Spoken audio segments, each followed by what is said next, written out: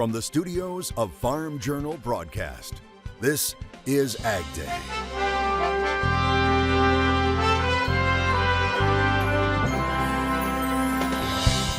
A rural community left to pick up the pieces. But it was always, like I say, a safe, good community to be in. Meteorologist Chuck Heaver takes us back to his family's hometown of East Palestine, Ohio. Just how deep is the snow in California? New numbers present both good news and concerns for the future, as one South Dakota farmer keeps a close eye on the melting snow and a lawsuit against the federal government. Ultimately, this is an agency that is abusing its authority under Swampbuster. Why this case could impact many other producers right now on AgDay. Good morning, I'm Clinton Griffiths. As the piles of snow start to melt in the plains, some farmers may find themselves in a tough spot as waters start to rise. And for at least one farmer, that seasonal melting has resulted in a lawsuit against the federal government. AgDay's Michelle Rook joins me. And Michelle, it's a battle this South Dakota farmer has faced for years. That's right, Clinton, and it's a case of a farmer trying to protect his or her private property rights from what's being termed as an unconstitutional regulation. Minor County South Dakota farmer Arlen Foster finally had his day in court after fighting over a decade against USDA's Natural Resource Conservation Service. That's after they certified a wet area on his farm as a natural wetland that he can't plant crops in or around. Now, Arlen's father planted a tree belt on the south side of the farm in 1936 to prevent erosion. It collects large snowdrifts in the winter, which, as it melts, collects in a low spot in the middle of the farm field before soaking in. In 2011, the federal NRCS decided to call the puddle a wetland, claiming that it is protected by federal law. Foster can't farm the land or he would violate the Swampbuster provision of the 1985 Food Security Act. However, the act exempts wetlands that result from development, like this tree belt. Now, it also allows landowners, though, to ask for a review of wetland claims at any time. However, Foster's requests were denied by NRCS in 2017 and in 2020, ignoring new expert evidence he provided. So he's fighting back. They said, we're not looking at it. You can't appeal it. That's when PLF got involved, and we started representing Mr. Foster. And when we filed a lawsuit, the agency said that Mr. Foster couldn't even bring a lawsuit because the agency had not made a decision. And really, so they are trying to prevent Mr. Foster from getting a review of his new evidence. But under the statute, under Swampbuster, and especially amendments that Congress made in 1996, farmers can ask for a review at any time. He says by refusing to even look at the evidence, NRCS is violating the Swampbuster provision. Ultimately, this is an agency that is abusing its authority under Swampbuster, is misinterpreting the statute, and it is preventing farmers from getting reviews when they need reviews. And so this is not just a situation that will affect the Fosters, it's going to affect farmers all around the country. McCoy further argued USDA provides no standards for farmers to know when they can get a wetland review, which is intentional, unlawful, and puts them in bureaucratic limbo. And he says the rules are not even legal to begin with because the agency never submitted them to Congress as required by the Congressional Review Act. McCoy says they hope to get a decision sometime this summer. Now, depending on the outcome, they may need to file an appeal, so the battle could continue for many more months or even years. He says the Swampbuster Act is flawed and farmers need to urge Congress to overhaul it in the upcoming Farm Bill. All right, thanks, Michelle. And in some areas, there will be a lot of snow to melt. A survey this week found California's snowpack is one of the largest on record. In fact, the snowpack is 3 or more times greater than normal in some areas of the Sierra Nevada. Surveyors putting the statewide water equivalent at just over 61 inches or 237% of average. The size of the snowpack will help inform how the state manages its water supply over the next year. But despite a wet winter, states including California will still have to make cuts to their Colorado River water usage. Even though we have this extraordinary snowpack, we know that the droughts are getting deeper and more frequent, and that means we have to use water efficiently no matter what our hydrologic conditions. Now, officials say the size and distribution of this year's snowpack is also posing severe flood risk to areas of the state, especially the southern San Joaquin Valley. Meanwhile, the snow continues to build up in the plains. Check out snowy South Dakota, where Highway Patrol reports this semi slid off the road near New Effington on I-29 due to the inability to see the road. The snow up to the steps of the semi. Troopers reported high winds on top of heavy snow, and that caused poor road conditions. Now, in Casper, Wyoming, meteorologists say the area received 26.7 inches of snow on Monday. That is the all-time daily snowfall record for any day of the year. And severe weather continues to be the story, with the Midwest seeing strong storms and those blizzard conditions over the northern plains we warned you about. Meteorologist Chuck Heaver joins us with an update. Well, we're talking about severe weather again, and that severe weather risk has moved over to eastern Illinois, Indiana, Ohio, and down through Kentucky and Tennessee. Then on Thursday, we have severe weather risk off to southwest Texas and over south of New York City all the way down through the Virginias. Let's take a look at the wind gusts. Look at this wind field here, 30 to 40 mile an hour winds. Things calm down on Thursday a.m. and then boom, there it goes again. All that energy moves off to the East Coast. And it's going to be a very windy day Friday in the afternoon from New York City all the way up to Maine. And Josh Butler sharing this picture and a terrific message, saying he's heard people say that he's grooming his children to take over the farming operation. However, he says it's the other way around. He says his kids are always asking to help. He says the job they do may not be perfect, but he's not about to stop them from helping. Okay, I'll have your forecast coming up. All right, thanks, Chuck. Farmers' outlook for the season ahead may be dimming. That's according to the latest survey from Purdue and the CME Group. The March Ag Economy Barometer fell 8 points last month to a reading of 117. And weaker prices for key commodities, including wheat, corn, and soybeans from mid-February through mid-March, were a driving force in that decline. The 400 producer survey also happened right as two large banks failed. And banking is now top of mind as interest rates were the #1 reason farmers said now is a bad time to make large investments. When we followed up and asked producers what their biggest concerns are for their farming operation in the upcoming year, higher input costs remain the #1 concern. But compared to results we received last summer and early fall, the percentage of producers concerned about rising interest rates has increased since last summer. Fewer producers appear to be worried about input availability than last summer, but more producers are concerned about the risk of lower crop and/or livestock prices than what we observed last summer. This month's survey included several renewable energy questions focused on ethanol and renewable diesel. When asked to look ahead 5 years, nearly half of respondents said they expected the renewable diesel industry to be larger than it is today, while just a quarter expect the ethanol industry to grow over the same time period.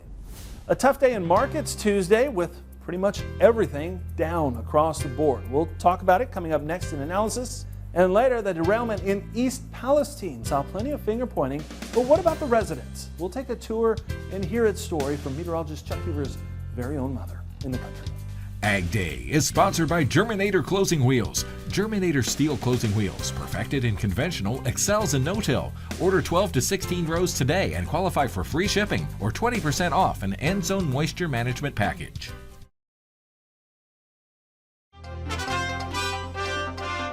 Ag Day is brought to you by Meristem Crop Performance. Learn how to get more bushels for less at meristemag.com.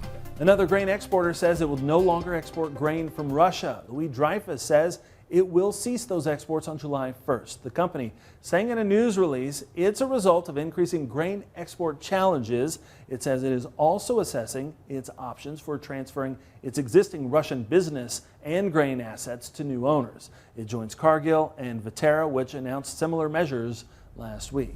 We got our first look at corn planting progress on Monday from USDA, the agency putting it at 2%, on par with the 5-year average, but wet weather could push planting later in the Midwest. The market's not seeming to care too much about it, as Michelle Rook shows us.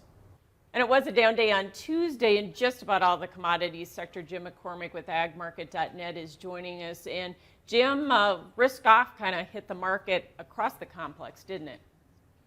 It did. Economic numbers were not that good. That gave pause to the market. Recession fears are kind of moving back to the forefront. And when that happened, we saw not just selling in the commodities, but selling in the equities as well. The one thing we did see some strength was the metals, so kind of a risk-off mentality. So in the grains, though, on Tuesday, we started off with corn and soybeans lower. And was that profit taking, or was that weather changes, or what was it? I think it's a little bit of combination. We surged after the crop report in general last week, so that was a little bit. But I think the big thing I'm going to point to was the weather. I mean, going home last week, a lot of people were worried about this storm hitting the northern plains, and it is going to be brutal. 1 to 2 feet of snow, blizzard conditions, some of the worst of the year. But the reality is it seems like the trades moved past that, even though it hasn't hit yet. We're looking at the 6 to 10 day to 8 to 14 day maps. They are coming in below normal rainfall in certain parts of the country, but more importantly, much above normal temps. So it looks like spring is coming very, very fast. And that has a lot of producers talking about getting into the fields relatively quick, coming out of a long 3-day weekend. And I think that was probably added to the negative tone. But we'd also run into chart resistance. I mean, in both corn and soybeans, we've had a good rally off the lows, haven't we? We've had a low of the lows. We've hit some chart point resistance. You couldn't accelerate through it, and it caused a little bit of the market to panic. Now, we are seeing a little bit of strength in the front month contract, specifically the May corn and the May beans, and we're seeing them buy that contract against the back months. And I think that has to do with the market is bracing for what we're anticipating to be a friendly a friendly April WASDE number due to the quarterly grain stocks coming in tighter than anticipated. So maybe you're getting a little bit of in-user positioning in the May contract, maybe trying to force delivery, as they know trying to get the grain out of the farmers' hands this year is going to be tough. And just quick, wheat looked like we faded those really tough crop conditions. We did. Look, we had a nice bounce early. The market gave it up. The reality is the wheat is the weak leg of the spread. The funds are short the wheat. They continue to add on rallies, and eventually they will get out of that position, but obviously they're not done selling yet. Okay, thanks for joining us. Jim McCormick, agmarket.net. Full analysis at agweb.com, and we'll have more AgDay coming up. To contact Jim McCormick at Ag Market, call 844-4AG-MARKET or visit their website at www.agmarket.net. Your next piece of equipment is on MachineryPete.com. Search equipment from dealerships across the country to find what you're looking for. Only on MachineryPete.com. Meteorologist Chuck Keever joining us here, taking a look at our national forecast. And really, Chuck, we keep talking about this severe weather threat. Looks like it continues almost day after day. Yeah, you and I were talking. I was south of Indianapolis driving up 65. The interstate was actually closed down to one lane because of debris from a warehouse. And it was strewn literally all over the fields. And then some of the barns, the roofs were actually peeled back like a top of a can. It was incredible. Yeah. And unfortunately, we're going to see some of that activity continue. Let's take a look. Okay, let's take a look at the severe weather risk on Wednesday. We do have storms that are going to migrate across the country, and this area here in eastern Illinois, Indiana, Ohio, down through Kentucky and Tennessee. This is where the area you're going to have to watch for enhanced risk for some storms. And then on Thursday, the risk moves down to southwest Texas and then over along the east coast from New York City down south into the Carolinas. Okay, let's take a look at future radar. You can see these storms filing up here along that cold front. That cold front will work its way. You can see that clear demarcation zone as it works its way today across the eastern part of the country through Indiana and then works its way into Ohio. That cold front drags all the way down into the Houston area, and you can have a severe risk for storms along that boundary. That continues then off on the east coast. This is what I had mentioned earlier for severe weather south of New York City over by the Washington, D.C. area. Snowfall estimates, well, thankfully we're seeing spring kick in. All of the snowfall is up north of the Canadian border in far northern Minneapolis, north of Minneapolis, and off to the west in the mountains. So not a lot of snowfall to talk about. And the precipitation forecast shows this precipitation along that frontal boundary and down in the southeast where they need the precip, and then of course off in the Pacific Northwest. Most of the other part of this is going to be in association with the thunderstorms. Here's that storm right now, and there's that cold front. You can see with the jet stream that working its way to the east. And then after that, most of the country is pretty mild with this zonal flow. We don't have a lot of cold air intrusion coming into the country through the week, so the holiday weekend should be pretty decent for most of the the country. In fact, we'll have a ridge form there, and actually it'll be pretty mild. We'll see temperatures rebounding nicely. Look at these temperatures today. Cincinnati, can you believe that? 81 degrees for the high temperature. Then that cold front slides through, and you can see a big difference tonight. Chicago down to 35 degrees, and then slowly there'll be a rebound. Chicago then at 55, and most of the country, again, relatively mild. Let's take a look closer to home in Hyannis, Massachusetts. High 50 degrees and low 43. Fog and showers. In Kokomo, Indiana, 73 and 37 for the low. You see that cold front pass through. And then Cloverdale, California, out in wine country, high 59, low 41 with sun. AgDay Farm Country Forecast is brought to you by Calhoun Superstructure, engineered fabric buildings serving the agriculture and fertilizer industries for over 30 years. Visit calhounsuperstructure.com/AG. That's calhounsuperstructure.com/AG.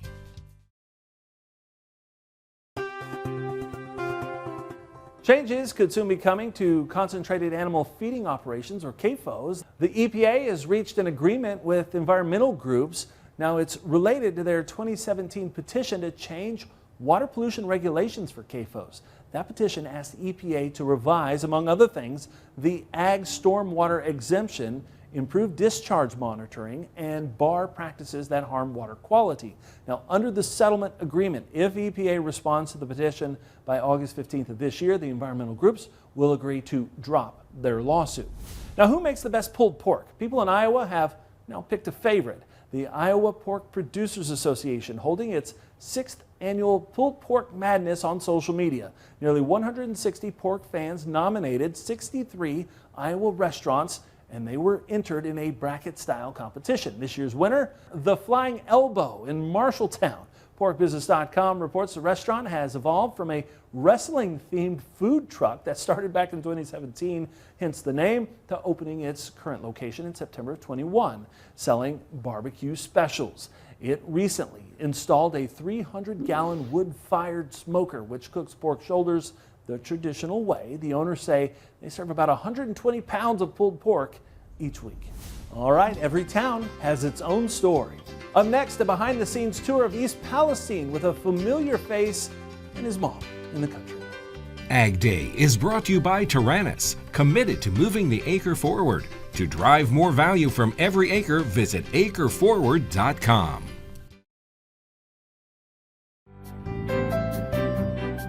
In the Country on AgDay is brought to you by Pivot Bio. What if you had the nitrogen you need already on seed? Pivot Bio is the first company to apply nitrogen on seed. The nitrogen you need, now on seed, from Pivot Bio. Learn more at pivotbio.com.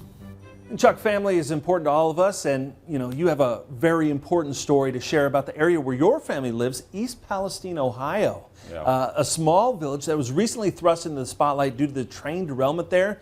You recently returned home for a visit to see how things have changed. I did, Clinton. I went back with my mom, and we drive into this town that was suddenly transformed. It was swarming with media and politicians, environmentalists, and everybody had a goal. But I looked at my mom and I was like, hold on a minute here. There is a big story missing. And the story was her. It was the other people, the people of the town. So take a look. East Palestine's a small village. It's about 45 minutes northwest of Pittsburgh, just across the Ohio border. And it only has around 4,500 people. It's a village also where the downtown is bisected by a creek and a railroad. And who could have ever imagined that the convergence of the two would forever change the landscape and fabric of this community? All right, so here we are, Mom, downtown, East Palestine. So you grew up here. What do you think about your town? Well, I still go to church here, come back and forth. It's just part of my history. Well, East Palestine's never been a real wealthy town. It was all people that worked in potteries and grocery stores. And we'd walk over here to turn to the right and go over to the city park. Everybody lived at the park from morning till night. But it was always, like I say, a safe, good community to be in.